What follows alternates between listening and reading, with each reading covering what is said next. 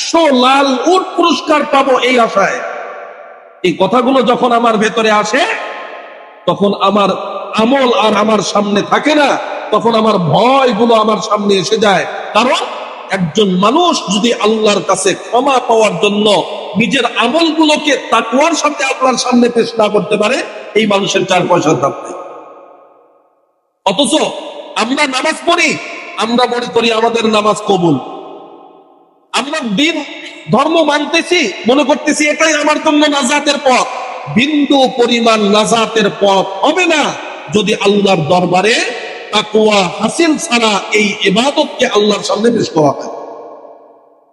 আর এই তাকওয়া হাসিল যদি কোনো মানুষ করে, তখন আল্লাহ পাক বলেন এই বান্দার দিলের মধ্যে এত ভয় আসবে যে এই ভয়ওয়ালা বান্দা আল্লাহকে ডাকতে দেরি হয়, কিন্তু আল্লাহ এই ডাকে সাড়া দিতে বান্দার দেরি করে না।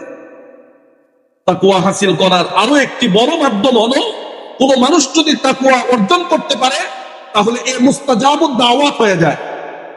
জবানটা আল্লাহর মহব্বতে হয়ে যায়। জবান দিয়ে কোনো কথা বলতে দেরি হয়, কিন্তু আল্লাহ সেটা কবুল করতে দেরি করে না। সুবহানাল্লাহ বলেন। কোন মানুষ যদি তাকওয়াওয়ালা হয়, এই মানুষের জবানটা এত দামি হয়, এত পাওয়ারফুল হয় যে বান্দা আল্লাহকে ডাকতে দেরি, আল্লাহ সেই ডাকে সাড়া দিতে বান্দার দেরি করে না। এত পাওয়ার হয়ে যায়। এমন একজন আল্লাহর বান্দা হাকিম লোকমান ছিলেন। এমন একজন আল্লাহর বান্দা হযরতে বেলাল ছিলেন। এমন একজন আল্লাহর বান্দা ইতিহাসের পাতায় যাদের নাম স্বর্ণাক্ষরে লেখা। মানুষ দেখতে সুন্দর ছিল না, মানুষ দেখতে দানবীর ছিল না, সম্পদওয়ালা ছিল না, কিন্তু অন্তর ছিল ভয়ে প্রকম্পিত, অন্তর ছিল ভালো। কালো হইলে কি হবে, অন্তর ভালো হওয়ার কারণে বান্দা আল্লাহকে ডাকতে দেরি, ডাকে সাড়া পাইতে দেরি হইত না। আমি আপনি আল্লাহকে ডাকি, কিন্তু আমার আপনার ডাকে সাড়া আসে না। কেন আসে না? কারণ অন্তরের মধ্যে হালাল নাই, অন্তরের মধ্যে তাকওয়া নাই, অন্তরের মধ্যে আল্লাহর ভয় নাই। আর আল্লাহর ভয় না থাকার কারণে দুনিয়ার জমিনের মধ্যে যত আকাম কুকাম সব করতেছি, আর মনে করতেছি আমার মতো এই জমিনের মধ্যে বুদ্ধিমান আর কি আছে। কিন্তু এই বুদ্ধি, এই মেধা সব কিছু একদিন বিলীন হয়ে যাবে, শুধুমাত্র নিজের চোখটা বন্ধ করে দেখে। কথা বলেন ঠিক না ঠিক? চোখ বন্ধ করলে নিজের সব বিলীন হয়ে যাবে, ক্ষমতা উড়ে যাবে, সব বিলীন হয়ে যাবে। কবরের মুসিবত থেকে বাঁচার জন্য আল্লাহ পাক রব্বুল আলামিন বলেন, বেশি আমলের দরকার নাই, অল্প আমল করো, তবে আমলটা যদি ভালো হয় এটাই তোমার জন্য নাজাতের ওসিলা। সূরা সুবহানাল্লাহ।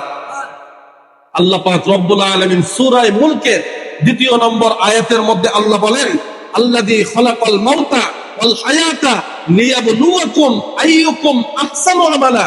এখানে আহসান শব্দের অর্থ হলো সুন্দর। আল্লাহ পাক বলতে পারতেন আহসানু আমালা, তোমরা অনেক পরিমাণে আমল করতে হবে, তাহলে আমার জান্নাত পাবা। আল্লাহ তা কয় নাই। অধিক পরিমাণে আমল নিয়ে আমার কাছে আসতে হবে, এ কথা আল্লাহ বলে নাই। বরং আল্লাহ বলেন যতটুকু করবা সুন্দর আমল করে নিয়ে আসো, তাহলে নাজাত পাবা। সুবহানাল্লাহ। তার মানে আল্লাহর আদালতে অধিকের দাম নাই, সুন্দরের দাম আছে। পাহাড় সম পরিমাণে আপনি আমল করছেন, কিন্তু এই আমলের মধ্যে আল্লাহ তাআলার মহব্বত নাই, এই আমলের মধ্যে আল্লাহর ভয় নাই, তাহলে এই আমলটা আল্লাহর আদালতে দামি না। কিন্তু অল্প আমল করছেন, কিন্তু আমলটা এত মহব্বতের যে আমলটা করতে গিয়ে চোখের পানি আল্লাহর জন্য ধরাইছেন, তাহলে এই আমলটা আল্লাহর দরবারে দাবি হয়।